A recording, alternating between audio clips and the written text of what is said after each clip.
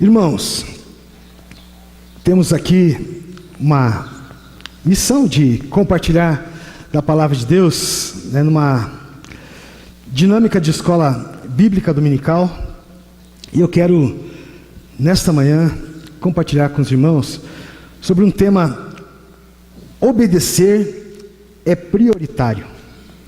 Obedecer é prioritário. E nós vamos sobre esse tema à luz do texto do Evangelho de Mateus, no capítulo 5, lá nas bem-aventuranças, tá? Porque nós queremos extrair deste texto do Evangelho de Mateus, das bem-aventuranças, posturas, e ter também os nossos olhos em situações que o Senhor Jesus coloca ali nas bem-aventuranças, que orientam a nossa vida, que mudam a nossa vida. E nós, a igreja do Senhor, precisa estar atento sobre isso, sobre o que muda a vida. O povo de Deus precisa estar atento sobre as necessidades urgentes da vida pessoal. O que é que está errado? O que depende de mim? Porque normalmente nós dizemos que tudo depende de Deus, mas muitas coisas nós colocamos nas costas de alguém que é culpado. Nós dizemos nosso inimigo, o inimigo das nossas almas, ele é culpado, Satanás é o culpado. Nós temos culpados para uma série de coisas, mas muitas vezes algumas coisas nos pertencem. E aí, a necessidade de enfrentar, de encarar uma mudança, não é? É assim quando nós percebemos o que precisa ser mudado em nós. Então nós vamos orar ao Senhor. Baixe sua cabeça mais uma vez. Senhor nosso Deus, bondoso e querido Pai, nós queremos agradecer por esta oportunidade de estarmos na Tua casa nesta manhã. Ouvir, Senhor Deus, hinos de louvor que exaltam a grandeza, a soberania, o poder do Senhor. A oportunidade de ofertar, de dizimar, de devolver, de cultuar o Senhor também com aquilo que o Senhor tem colocado nas nossas mãos. E esta oportunidade de sermos instruídos pela palavra do Senhor. Que nessa manhã, não eu, mas o Senhor mesmo, o Senhor possa falar ao nosso coração. Possa fazer com que essa palavra encontre lugar na nossa vida, abençoe a nossa vida, mude a nossa vida. É a oração que fazemos, Pai, no nome de Jesus, o nosso Senhor, o nosso Salvador. Amém. Queridos, vamos ver se você identifica aqui essas palavras. A não ser que seja convencido pelo testemunho da Escritura, ou por argumentos evidentes, a minha convicção vem das Escrituras, a que me reporto. A minha consciência está presa à palavra de Deus. Nada consigo, nem quero retratar, porque é difícil, maléfico e perigoso agir contra a consciência. Deus me ajude. De quem são essas palavras? Lembram? Tem uma lembrança? Alguém que foi convidado a retratar-se em relação ao seu posicionamento, à sua postura em relação à palavra de Deus. Essas palavras, as palavras de Martinho Lutero, as palavras de Lutero, falando da sua convicção, das suas convicções em relação à palavra de Deus, em relação às Escrituras. Hoje, nos nossos dias, como seria, quem sabe, a nossa, não vou dizer a de Lutero, mas a nossa palavra em relação às nossas convicções sobre as Escrituras? Quando a sociedade invade tanto esse nosso espaço de culto, só que com outros pensamentos, quando a mente, quando muitas vezes a cabeça das pessoas, ela é trabalhada, reprogramada com filosofias que vão contra a palavra de Deus. Como está hoje a postura da igreja em relação à palavra de Deus, às Escrituras? As palavras de Martinho Lutero, elas ecoam pelos séculos. Nos segue, nos perseguem essas palavras, nos perseguem como testemunho, grandes testemunhos, um eloquente testemunho da atitude de submissão, da obediência incondicional desse servo de Deus à palavra de Deus escrita. Obediência plena. Mas hoje nós temos a palavra, a Bíblia como regra de fé e prática, mas muitas vezes nós temos dificuldade, irmãos, para encarar essa palavra, porque ela nos encara, porque ela nos confronta, porque ela chama a nossa atenção, ela quer tocar a nossa vida, mudar a nossa existência, trazer um plano adequado para a nossa vida. Os cristãos evangélicos hoje têm uma herança preciosa, sim, a respeito da palavra de Deus, a respeito do ensino da palavra. Olha só, homens como Lutero, como Melanchthon, Zwinglio, Calvino, Knox, John Knox, outros reformadores, eles basearam todo o seu esforço, toda a sua obra no fundamento só a Escritura, só a Escritura, só a palavra de Deus. Somente ela tem a autoridade, somente ela tem o direito de ser obedecida. Olha só isso. Somente ela, somente a palavra de Deus tem o direito de ser obedecida. E hoje há uma luta em relação a isso. Será? Nós não temos dúvidas. A igreja de Jesus não tem dúvidas sobre isso, mas ecoa e chega aos nossos ouvidos muitas vezes, e muitos crentes hoje estão afinando os ouvidos com esse diapasão, dizendo que há dúvidas em relação à palavra de Deus. Mas olha só, se nós consideramos ser ela a nossa regra de fé, a nossa regra de prática, obedecê-la, como é o nosso tema, obedecer é prioritário. Logo, desobedecer é trágico. Desobedecer a palavra de Deus, desobedecer a Deus é trágico. Estudar a Bíblia, irmãos, ela não me coloca só diante de mim, não é só quando eu abro a palavra de Deus, quando eu estou diante dessa Bíblia, e ela está, eu me vejo, eu me enquadro, eu me encontro nessa palavra, não é só em relação a mim, mas também, e muitas vezes, ela me coloca diante de Deus, e também diante dos outros, porque nós precisamos pensar no nosso próximo. E quando isso então acontece, nós trilhamos, queridos, uma vida mais feliz, uma vida mais ajustada. E quem não quer ter uma vida feliz? Uma vida bem ajustada. Via de regra, nós buscamos o que buscamos, cultuamos a quem cultuamos, porque sabemos que esse Deus é o Deus que pode nos garantir, que pode nos trazer felicidade. Queremos sim satisfação, realização para a nossa vida. Por isso cultuamos a Deus. E aí o Salmo 1, nós não combinamos, mas é o Espírito Santo de Deus conduzindo assim. No Salmo 1 tem uma dinâmica muito interessante dos 3 primeiros versos. Os 3 primeiros versos do Salmo 1, o salmista, ele coloca: bem-aventurado o homem que não anda no conselho dos ímpios, não se detém no caminho dos pecadores, nem se assenta na roda dos escarnecedores.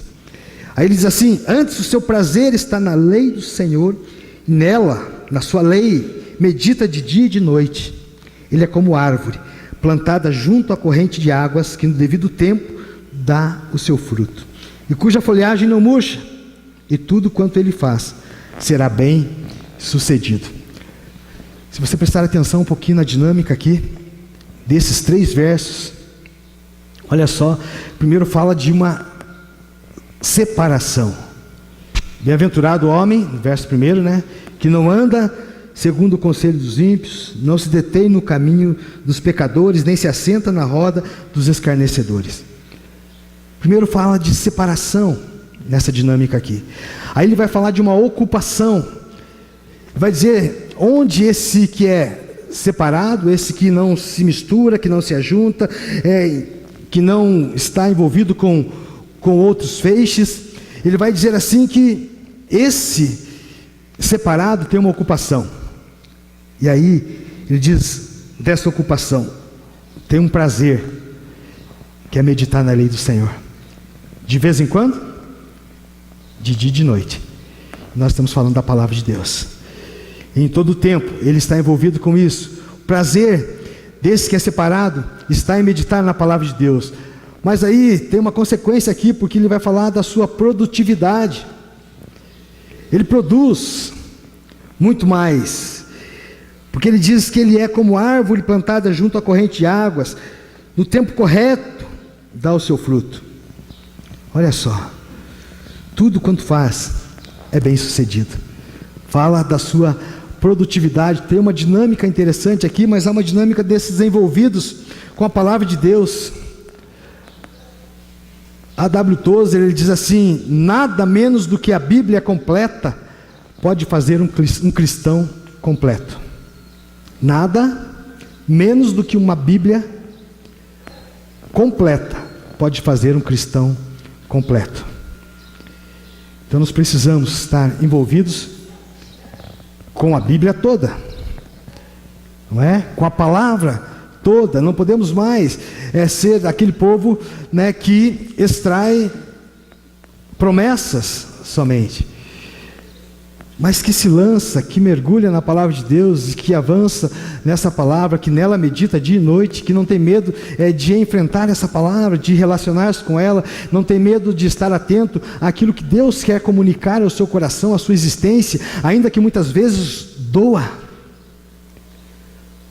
porque a palavra de Deus que dói em nós. O salmista diz assim: o meu pecado está sempre diante de mim. Ele fala que isso envelhece seu corpo, seus ossos, que ele é esmagado por isso, que ele sofre, porque a palavra está confrontando. Mas nós, ainda assim, ainda que a Bíblia bata muitas vezes, ainda que a gente seja pressionado por ela muitas vezes, nós queremos o quê? Felicidade. Ainda assim, eu quero ser feliz. Você deseja ser feliz. As pessoas buscam a felicidade a todo custo. Muitas pessoas até se tornam desleais, traidoras. Por quê? Porque o que importa é a sua felicidade. E você não escutou já esse discurso do que o que importa é, ou o que vale é ser feliz? Não tem gente que diz assim, que posta isso na sua rede social todo dia, e diz assim: o que importa é ser feliz. É isso que eu quero. Mas e o custo muitas vezes disso? Desta felicidade? A felicidade proposta por Jesus, ela não se encontra por aí em supermercados, em lojas, ela não pode ser comprada. Existe uma busca interior, ela requer ações práticas nossas. Felicidade é algo de dentro para fora. Mateus 5:8 vai falar dos puros de coração, os limpos de coração. As pessoas estão cada vez mais preocupadas com a pureza. Nós queremos hoje beber água pura, não é assim? Eu quero. Queremos água pura, nós queremos respirar ar puro, queremos comer alimentos puros. Mas muitas vezes nós não estamos preocupados, as pessoas também não estão preocupadas, não se importam tanto com a pureza do coração. E aí, frente a frente com a Bíblia, preciso enfrentar, lidar com as suas questões. Precisamos. Ser puro de coração significa ser íntegro, significa ser coerente, ser correto, ser justo. Se alguém perguntasse para você, ou pedisse a você um quadro da humanidade hoje, da raça humana hoje, como é que você descreveria essa humanidade hoje? Como você descreveria? Você começaria, quem sabe, por aquele seu vizinho complicado, né? Então, não sei como que é a humanidade, mas do ladinho da minha casa, não é fácil, né? Ou lá no meu bairro, ou na minha cidade, ou narrando, quem sabe, alguma coisa do país. Como você traria um quadro? Vou dizer para você uma maneira bem fácil de você narrar a humanidade hoje. Olha só, se você fosse conversar com alguém que desconhece a palavra de Deus, bastaria que você tomasse as bem-aventuranças que nós vamos ler daqui a pouco e invertesse o sentido das bem-aventuranças. Se você invertesse o sentido das bem-aventuranças, as características que distinguem a vida, a conduta dos homens, são justamente hoje o oposto das virtudes enumeradas nas bem-aventuranças. Tudo que Jesus ensinou é feito contrário hoje. A humanidade vai na contramão dos ensinamentos de Jesus. Nós não vemos nada hoje que se aproxime pelo menos um pouquinho das virtudes que Jesus mencionou logo no início desse sermão, do Sermão do Monte. Porque no lugar de humildade de espírito, nós temos orgulho em alto grau. Olha só, onde pranteadores deveriam estar, estão pessoas buscando prazeres. As pessoas perseguem os prazeres. No lugar da mansidão, arrogância, fome e sede de justiça, só se ouve os homens exclamando, muitos dizendo que estão ricos, que estão bem, que está tudo certo com elas, que não tem necessidade de nada. No lugar de misericórdia, nós contemplamos hoje a crueldade, pureza de coração, nós temos pensamentos corruptos, um país lutando contra isso, contra a corrupção toda. No lugar de pacificadores, os homens são irascíveis, os homens são rancorosos. Olha só, em lugar de regozijo diante das injúrias, nós vemos homens revidando a afronta com todas as armas ao seu alcance. Totalmente oposto. E será que eu falo algo estranho a você nessa manhã? Não, é exatamente isso que acontece, é isso que nós temos. Podemos descrever assim a raça humana hoje. E aí a Bíblia diz assim: felizes os famintos e sedentos de justiça, bem-aventurados os que têm sede, fome de justiça, porque serão fartos. John Piper, ele diz assim que a marca distintiva de um filho de Deus não é a perfeição, e sim a fome por Cristo, a fome por Jesus Cristo. Muitas vezes nós achamos que o que marca a vida de uma pessoa e diz que Cristo está nessa vida é o quanto ela tem uma vida reta, perfeita. Mas John Piper está dizendo aqui que é o quanto ela quer satisfazer-se de Jesus Cristo, o quanto ela tem fome de Cristo. Ser feliz é ser satisfeito por Deus. Então nós estamos hoje em busca de felicidade, mas o quanto nós estamos satisfeitos com Deus? Você está satisfeito com Deus? Eu tenho certeza que você vai dizer: sim, pastor, eu estou satisfeito com Deus. E se eu perguntar de novo: sim, mesmo? Você está satisfeito com Deus mesmo? Quem sabe a gente comece a pensar ou a repensar algumas coisas, quem sabe a escrever algumas coisas, dizendo: Deus, eu não estou satisfeito. O Senhor pode tocar isso, o Senhor pode mexer nisso, me ajudar sobre isso. Pensamos que a felicidade é somente para os que têm sede e fome de justiça,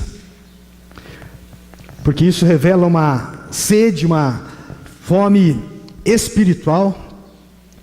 Trata-se de um apetite, de um alimento material? Não, mas um alimento espiritual, algo que precisa vir de Deus para a nossa vida. E somente se a igreja é alimentada espiritualmente, somente assim ela vai entendendo do que ela realmente precisa. E às vezes nós entendemos que nós precisamos das coisas materiais. Nós trilhamos um caminho de oração muitas vezes, um caminho de devoção muitas vezes, porque nós vamos, me permito usar essa expressão, barganhando com Deus, negociando com Deus os nossos interesses, as nossas necessidades, e por conta disso nós precisamos então estar de joelhos muitas vezes, estar adorando com hinos, com cânticos, com salmos, como a Bíblia diz. porque nós precisamos negociar muitas vezes com o Senhor. Pergunta, queridos: de que jeito você está procurando felicidade na sua vida? Responda isso com sinceridade. De que jeito você está procurando felicidade para a sua vida? A humanidade, será que a humanidade está buscando felicidade da maneira correta? Será que ela está buscando isso na palavra de Jesus? Outra pergunta: é possível alguém se alegrar com a perseguição por amor a Cristo? Não é possível. Nós somos humanos, porque nós sofremos com isso, mas hoje há uma perseguição para os discípulos de Jesus. Quando você escancara esse Senhor a quem você serve, quando você declara a quem você serve, as pessoas logo dizem: viver assim, escravos, presos a uma religião, presos a um Deus, e elas ainda ousam dizer que não existe. Perseguição. Muitas vezes nós sofremos isso. A igreja sofre por conta de Jesus. Mas a felicidade, queridos, não implica somente em você ser feliz por coisas boas. Você pode estar passando lutas, momentos difíceis, batalhas, meu irmão presbítero, na vida, mas ser feliz. Ser feliz. Vocês vão lembrar do hino Sou Feliz com Jesus, e a história daquele hino, quando o autor recebeu da esposa a notícia do naufrágio da embarcação onde estava, mãe e filhas, e ela escreve para o marido: só eu sobrevivi. Depois ele vai encontrá-la, e naquele lugar ele compõe então esse hino, Sou Feliz com Jesus. Como pode alguém compor uma música assim? Sou feliz com Jesus depois de perdas inimagináveis.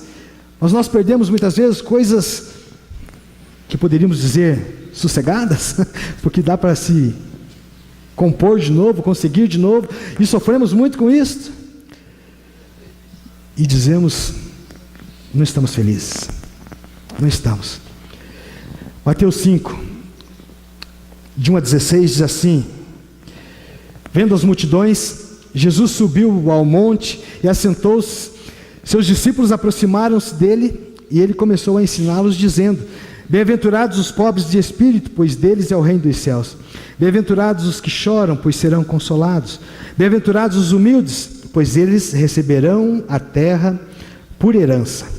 Bem-aventurados os que têm fome e sede de justiça, pois serão satisfeitos. Bem-aventurados os misericordiosos, pois obterão misericórdia. Bem-aventurados os puros de coração, pois verão a Deus. Bem-aventurados os pacificadores, pois serão chamados filhos de Deus. Bem-aventurados os perseguidos por causa da justiça, pois deles é o reino dos céus. Bem-aventurados serão vocês, quando por minha causa os insultarem, perseguirem e levantarem todo tipo de calúnia contra vocês. Alegrem-se e regozijem-se, porque grande é a recompensa de vocês nos céus, pois da mesma forma perseguiram os profetas que viveram antes de vocês. Vocês são o sal da terra, mas se o sal perder o seu sabor, como restaurá-lo? Não servirá para nada, exceto para ser jogado fora e pisado pelos homens. Vocês são a luz do mundo. Não se pode esconder uma cidade construída sobre um monte. E também ninguém acende uma candeia e a coloca debaixo de uma vasilha. Pelo contrário, coloca-se no lugar apropriado, e assim ilumina a todos os que estão na casa. Assim, brilhe a luz de vocês diante dos homens, para que vejam as suas boas obras e glorifiquem ao Pai de vocês que está nos céus. Que maravilha esse ensinamento de Jesus aqui, destinado não para a multidão, mas para os discípulos de Jesus. E olha só, aqui é o ponto: destinado não para a multidão, mas para os discípulos. Para o pastor Oscar e para os irmãos reunidos aqui nesta manhã, os discípulos de Jesus. Os discípulos de Jesus. O Sermão do Monte é uma descrição do cidadão do reino. É a descrição das atitudes do cristão que verdadeiramente conhece o segredo da felicidade. E aí esses versos aqui, 13 e 14, eles ampliam muito a responsabilidade do cristão. Porque fala assim, do sal e da luz. E que diferença sal e luz fazem.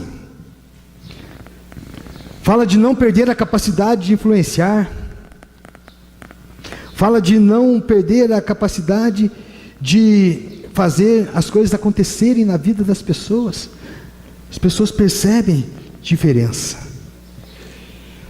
Mário Sérgio Cortella, ele diz assim: chegar ao topo é legal, mas a questão é o que se teve de deixar para chegar lá. Chegar ao topo é algo que todos nós queremos. Ninguém fica cavando para desaparecer. Nós queremos o topo, lugar alto. Mas o Cortella diz assim: a questão é o preço, é o que você teve que deixar muitas vezes para chegar no topo. Então, queridos, essa introdução aqui do sermão mais famoso que Jesus enfatiza, traz aqui para nós 8 sinais aqui da conduta e do caráter do cristão. 4 aqui dessas bem-aventuranças lidam com o nosso relacionamento com Deus, e 4 delas aqui lidam com a nossa relação uns com os outros. E aí, eu quero, nesse tempo que nós temos aqui, ver apenas uma. Depois você pode mergulhar aí nas bem-aventuranças, é benção. Mas eu quero aqui hoje olhar para uma questão somente, a questão da paz. Porque essa questão da paz, ela tem me preocupado bastante. Me preocupado por tudo que eu vi e ouvi. Vou ser direto aqui no ponto, porque foi onde eu vi, e muitas coisas que foram no período lá antes das eleições, e ainda agora após, mas coisas que eu vi e ouvi, de gente muito próxima. Eu faço parte, estou mais ou menos em 12 a 15 grupos de WhatsApp, e em todos esses, onde tem o menor número de cristãos, é no grupo da família, onde estão o menor número de crentes, o grupo da família. Então os outros 11 ou 14 grupos, todos eles, e principalmente da família, eu vi desencontros, onde pequenas palavras se transformaram depois em gestos, pequenos gestos, onde esses pequenos gestos se transformaram depois em grandes arranhões, e onde isso tudo hoje está trazendo até separação, dentro do contexto de grupos, de pequenos grupos, de grupos de adolescentes, de grupos de jovens, de grupos de casais, que é a nossa área hoje lá de atuação na primeira igreja, a área de casais, gente saindo de grupos por conta de situações que elas dizem assim: isso não promove a paz, pastor, na igreja. Isso não promove a paz no grupo, isso não promove a paz no grupo de casais, isso não promove a paz no grupo de jovens, isso não promove a paz na família. E isso tem preocupado meu coração, porque de certa forma hoje nós estamos saindo assim em busca de reencontrar esse caminho da paz. E quem sabe você olhe para o Brasil todo procurando esse caminho, de reencontrar o caminho da paz, de reencontrar isso. E o verso 9 diz assim: bem-aventurados os pacificadores, pois eles serão chamados filhos de Deus. Os pacificadores serão chamados filhos de Deus. Hebreus 12, 14, se não me falha: segui a paz com todos, e o que mais? A santificação, sem a qual ninguém verá o Senhor, não é? Aí a gente coloca um foco gigante na santificação, mas ele diz: siga a paz e a santificação.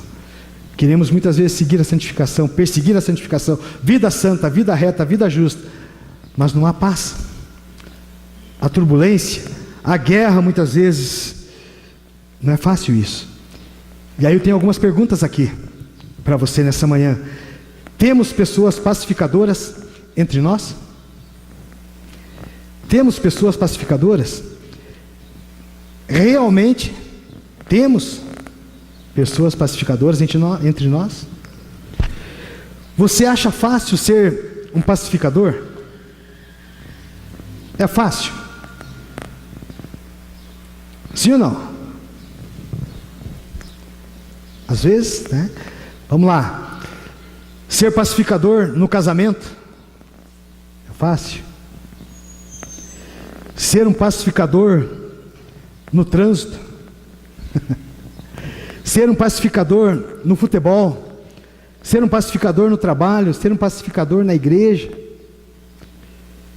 Outra pergunta: quem colocaria essa qualidade no seu currículo, né, de trabalho? Sou pacificador.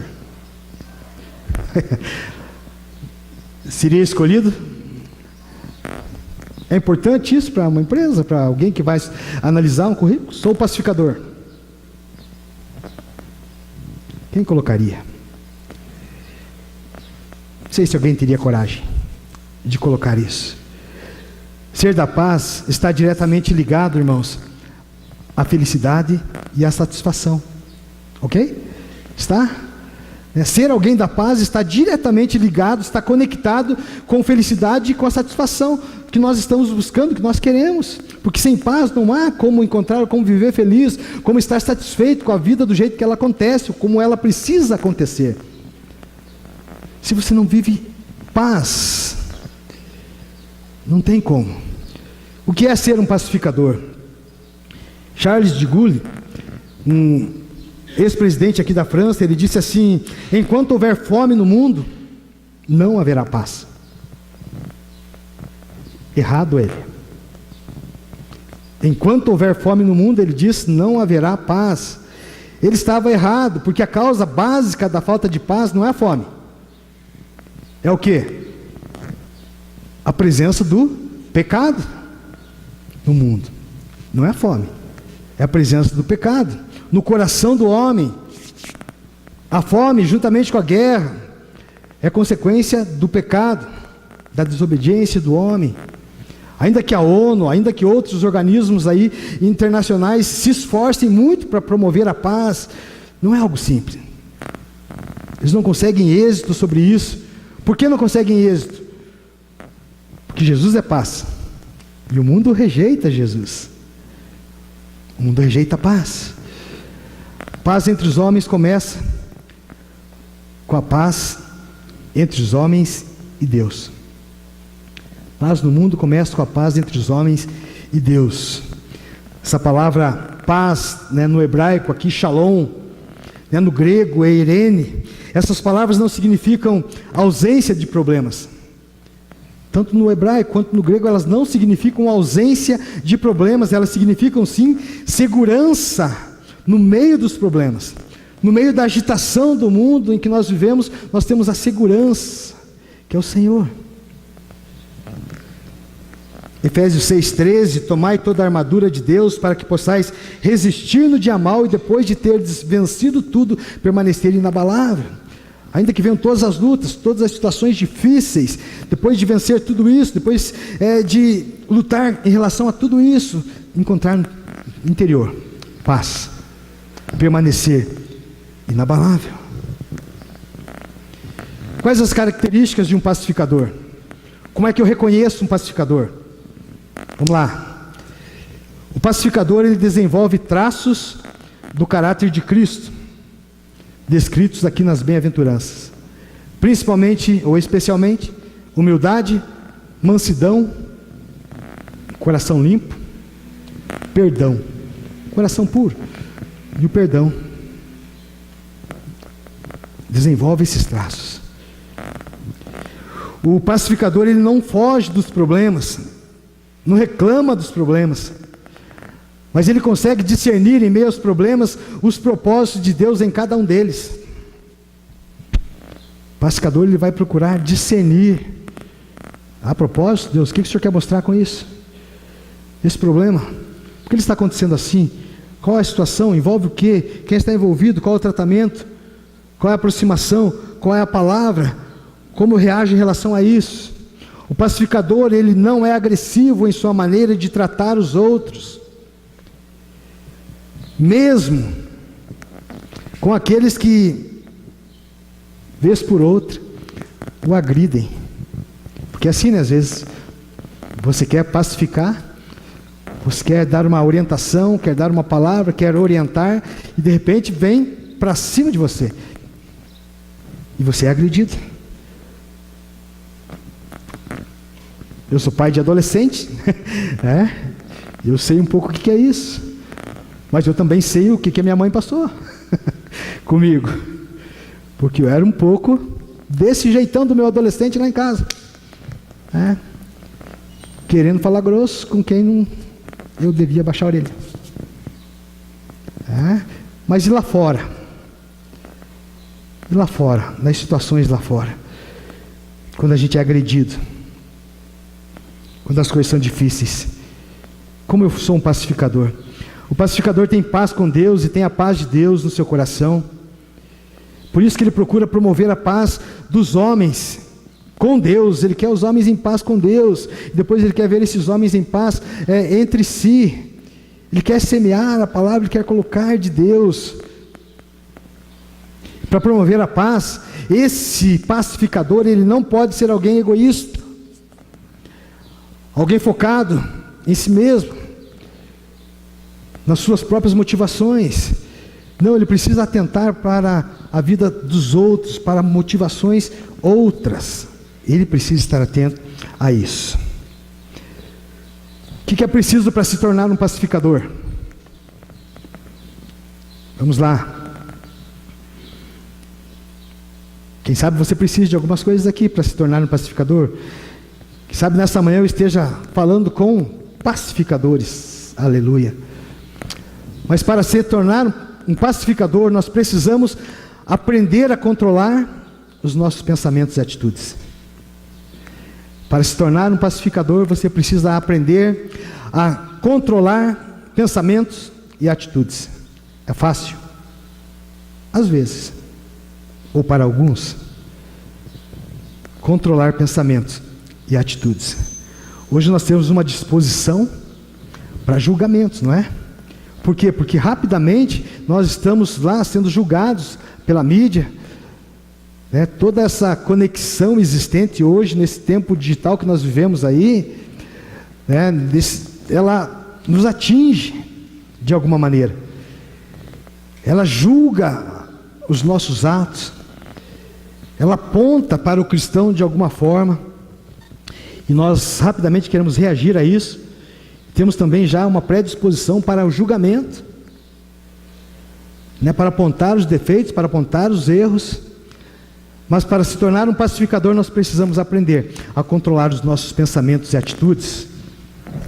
Para se tornar um pacificador, nós devemos aprender como e o que falar em cada situação. Aprender como falar e o que falar em cada situação. Como é que eu consigo isso? Desenvolvendo primeiro um relacionamento íntimo com Deus. O que significa que algumas práticas, às vezes esquecidas por nós, precisam ser retomadas na nossa vida. E às vezes é a prática da oração, às vezes é a prática da leitura da palavra de Deus. Porque nós queremos ter paz com Deus e paz com os homens e promover a paz.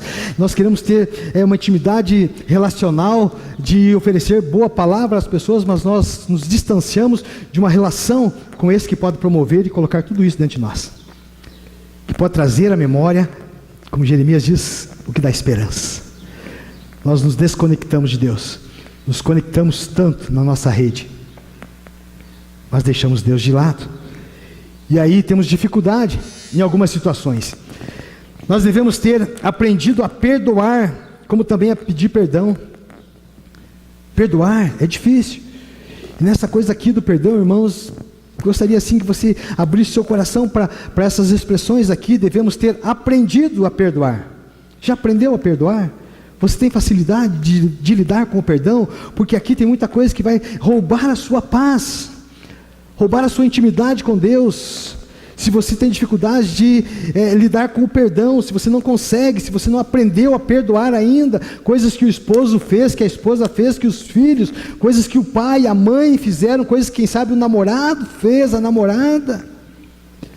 Se eu não aprender a lidar com isso, eu vou sofrer muito. E aí algumas coisas vão marcar a minha vida, porque eu vou ser alguém amargurado, e aí essas raízes de amargura na minha vida farão toda a diferença para tornar a minha vida um caos. Um tempo de sofrimento, porque eu não aprendi a perdoar. Porque eu não aprendi a pedir perdão, a reconhecer os meus erros, as minhas falhas, e quando eu reconheço que eu preciso chegar e pedir perdão, eu estou dizendo, é tempo de paz. É tempo de paz. A gente precisa aprender a viver assim. Nós devemos estar prevenidos e dispostos a sofrer arranhões quando nós nos empenhamos em promover a paz em algum momento difícil. Dispostos a sofrer arranhões. Ah, pastor, você está maluco. Que disposição é essa? Quem tem essa disposição? Nós temos um exemplo bom de quem teve essa disposição por mim e por você. E não desistiu. Foi até a morte. Morte de cruz. Muito mais que arranhões. Mas foi até o final.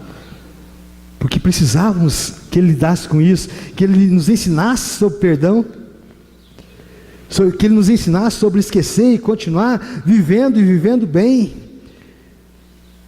que Ele nos ensinasse a ser feliz. Aí no exemplo dele, ele disse assim, deixo-vos a paz, a minha paz vos dou. Eu não dou do jeito que o mundo dá, porque o mundo está confuso, o mundo pensa que se resolver o problema da fome vai ter paz, mas não é assim, porque o mundo me rejeita. É uma paz do céu, ela é sobrenatural, ela não é a paz da terra, é a paz que vem do alto, é a paz de Deus. Se nós formos olhar para exemplos da Bíblia, nós vamos ter José no Egito, quando ele se revela aos seus irmãos, ele não declara guerra para os seus irmãos, né? Mas ele recebe, ele abraça, tem beijo, tem abraço, naquele momento. Abraão e Ló, quando se separam, Abraão diz assim, a gente está se separando, Ló, porque a gente não vai guerrear, a gente não vai batalhar, você vai para o seu lado, vai para o seu lugar e eu vou para o meu, e a gente vai viver assim. Paulo, o apóstolo Paulo, ele diz que o Senhor Jesus Cristo nos confiou o ministério da reconciliação, do ajeita as coisas, acerta as coisas, viva a minha paz. Não é a paz do mundo, é a paz que eu tenho. Atitudes positivas, queridos, nos pacificadores. Vamos lá. Revela o amor cristão verdadeiro, alcançam uma paz, não é aquela de olá, tudo bem, tudo em paz? Tudo bem, tudo em paz, tudo legal.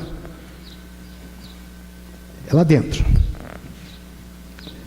Sabe quando você conversa, o momento é tenso, mas a pessoa sai dali, de repente ela diz para outra pessoa, nossa, conversar com o irmão Alex me traz uma paz. Mas o irmão Alex nem sabe disso, que a conversa com ele promove uma paz. É lá dentro,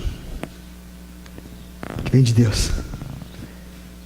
O Senhor enche, o Senhor traz, o Senhor promove, alcançam paz interior, tornam-se transparentes, têm consciência livre de culpa, não tem medo de lidar com isso. Ah, você é culpado? Não, não sou culpado. Estava no contexto da situação, as coisas foram acontecendo assim. Atitudes negativas em quem não tem o espírito pacificador. É aquela atitude, queridos, que Paulo fala, Romanos 2:1, portanto, és inexcusável quando julgas, ó homem, quem quer que sejas, porque te condenas a ti mesmo naquilo que julgas a outro, pois tu que julgas fazes o mesmo. Julgado também, aquela atitude crítica que muitas vezes nós temos. Dizemos que é uma atitude crítica e é uma crítica construtiva. Se eu que estou fazendo, vou sempre achar que ela é construtiva. Mas o efeito disso na vida da esposa, às vezes, na vida do marido, na vida das pessoas que nós amamos, nem sempre ela é assim. Uma atitude negativa, aquela atitude de viver angustiado interiormente, apertado, triste. Por quê? Porque no fundo está lidando com uma raiz de amargura. Porque o que ficou, o que sobrou dos relacionamentos foi uma raiz de amargura. E aí fica aquela cordinha que a gente fica segurando, aquela raiz de amargura, e a gente quer viver bem, e a gente quer sorrir, mas a gente está arrastando algumas raízes de amargura e a gente não consegue viver, e parece que uma culpa invade a gente, mas não é, aí vem e confunde a gente com uma angústia interior, algo que me faz sentir vontade de se aproximar de Deus, de orar, de falar com Deus, mas quando eu faço isso, não sinto prazer nisso, mas eu não quero sair de perto de Deus, porque eu sei que Deus pode mudar tudo isso. Então isso é negativo. É nesse que não tem um espírito pacificador, porque ele precisa se libertar de tudo isso, né? Ele precisa esvaziar-se de tudo isso, esvaziar-se para ter uma vida em paz, para experimentar a paz de Deus. Para terminar, queridos, algumas perguntas aqui. Uma pergunta para um autoexame nosso. Algumas perguntas para que você tenha uma conversa aí com você mesmo. Vamos lá. Você se considera uma pessoa pacificadora? Segunda pergunta: eu sei controlar os meus pensamentos e sentimentos numa situação que tem tudo para ser explosiva? Eu sei como falar em meio às dificuldades? Eu tomo a iniciativa para promover a paz entre as pessoas?